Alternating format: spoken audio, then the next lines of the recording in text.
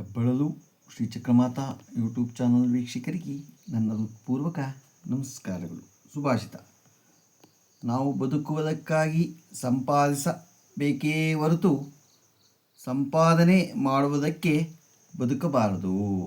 ಎಷ್ಟು ಚೆನ್ನಾಗಿದೆ ನೋಡಿ. ಇವತ್ತು ನಾವು ದಿನಪಂಚಾಂಗಕ್ಕಿಂತ ಮುಂಚೆ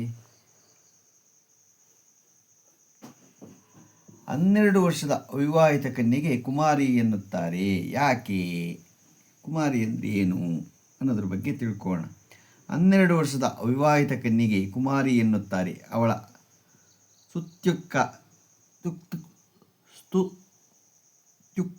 ಲಕ್ಷಣಗಳು ಹೀಗಿವೆ: ಅಷ್ಟಾವರ್ಷ ಭವೇದ್ ಗೌರಿ, ದಶಾವರ್ಷ ಚ ಕನ್ಯಕಾ, ಸಂಪ್ರಾಪ್ತೆ ದ್ವಾದಶೇ ವರ್ಷೆ ಕುಮಾರೀತ್ಯಭಿಧೀಯತೆ. ಹುಡುಗಿಗೆ 8ನೇ ವರ್ಷದ ಗೌರಿ, 10ನೇ ವರ್ಷದ ಕನ್ಯಾ ಮತ್ತು 12ನೇ ವರ್ಷದ ಪ್ರಾರಂಭವಾದ ಕುಮಾರಿ ಎನ್ನುತ್ತಾರೆ. ಪ್ರಾಚೀನ ಕೆಲವು ಸ್ತ್ರೀಯರು ಆಜನ್ಮ ವಿವಾಹಿತರಾಗುತ್ತಿದ್ದರು.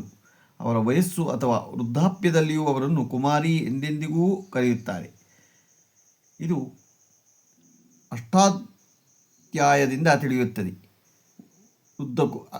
ಉದಾಹರಣೆ: ವೃದ್ಧಕುಮಾರಿ, ಜಲತ್ಕುಮಾರಿ. ಕುಮಾರಿ ಪೂಜೆ ಏಕೆ ಮಾಡುತ್ತಾರೆ? ಮುತ್ತೈದೆಯರು ದೇವಿಯ ಪ್ರಕಟ ಶಕ್ತಿಯ ಪ್ರತೀಕವಾಗಿದ್ದು, ಕುಮಾರಿಯರು ದೇವಿಯ ಅಪ್ರಕಟ ಶಕ್ತಿಯು ಪ್ರತೀಕವಾಗಿದ್ದಾರೆ.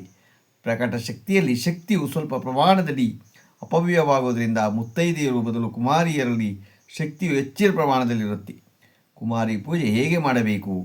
ನವರಾತ್ರಿಯಲ್ಲಿ 9 ದಿನ ಪ್ರತಿದಿನ ಒಬ್ಬರಿಗೆ ಅಥವಾ ಮೊದಲ ದಿನ ಒಬ್ಬರಿಗೆ, 2ನೇ ದಿನ ಇಬ್ಬರಿಗೆ, 9 ದಿನ 9 ಕುಮಾರಿಯರಿಗೆ ಏರಿಕೆ ಕ್ರಮದಲ್ಲಿ ಭೋಜನವನ್ನು ನೀಡಬೇಕೆಂದು ವಿಧಾನವಿದೆ.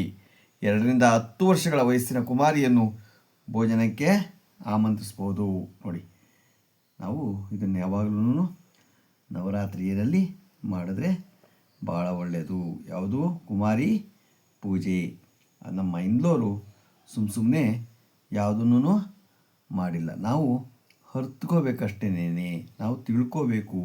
ಕುಮಾರಿ ಪೂಜೆ ಏನಕ್ಕೆ ಮಾಡ್ತಾರೆ ನೋಡಿ. ಯಾರೇ ಆದ್ರೂ ಹಿಂದೆ ಏನು ಮಾಡ್ತಿದ್ರು, ಅವರು ಮದುವೆ ಆಗದೆ ಇದ್ದರೆ ಅವ್ರನ್ನ ಯಾವತ್ತೂ ಎಷ್ಟೇ ವರ್ಷ ಆಗಿದ್ರು ಅವ್ರನ್ನ ಕುಮಾರಿ ಎನ್ನೋರು. ಈಗ ಏನಂದರೆ 12 ವರ್ಷದ ಅವಿವಾಹಿತ ಕನ್ಯೆಗೆ ಕುಮಾರಿ ಅಂತಾರೆ. ಅವ್ರನ್ನ ಮೊದಲನೇ ದಿನ, 2ನೇ ದಿನ, 3ನೇ ದಿನ ಹೆಚ್ಚಿಸ್ಕೊಂಡು ಊಟಕ್ಕೆ ಕರೆದು ನವರಾತ್ರಿಯಲ್ಲಿ ಮಾಡಿದ್ರೆ ಒಳ್ಳೆಯದು ಅಂತ ಇಂದೋರು ತಿಳಿಸಿದ್ದಾರೆ. ಅದನ್ನು ನಾವು ಆಚರಣೆ ಮಾಡ್ಕೊಳ್ಳೋಣ. ಇವತ್ತು ದಿನಪಂಚಾಂಗ ತಿಳ್ಕೊಳ್ಳೋಣ. ದಿನಾಂಕ 12/10/2025 ಭಾನುವಾರ.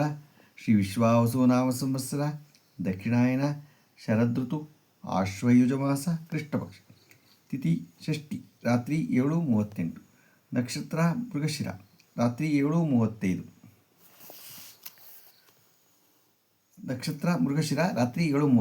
ಮಳೆ ಚಿತ್ತೆ 1ನೇ ಪಾದ.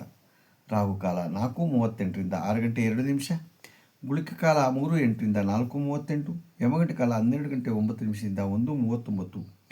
ಇವತ್ತು ಯಾರು ಹುಟ್ಟುಹಬ್ಬ ಆಚರಿಸ್ಕೊತಿದ್ರು, ಮದುವೆಯಾದ ದಂಪತಿಗಳು ವಾರ್ಷಿಕೋತ್ಸವ ಆಚರಣೆ ಮಾಡ್ಕೊತಿರೋರಿಗೆ ನಮ್ಮ ಹೆಬ್ಬಳಲು ಶ್ರೀ ಚಕ್ರಮಾತಾ ಯೂಟ್ಯೂಬ್ ಚಾನಲ್ ಕಡೆಯಿಂದ ಶುಭ ಕಾಮನೆಗಳನ್ನು ತಿಳಿಸ್ತೀವಿ.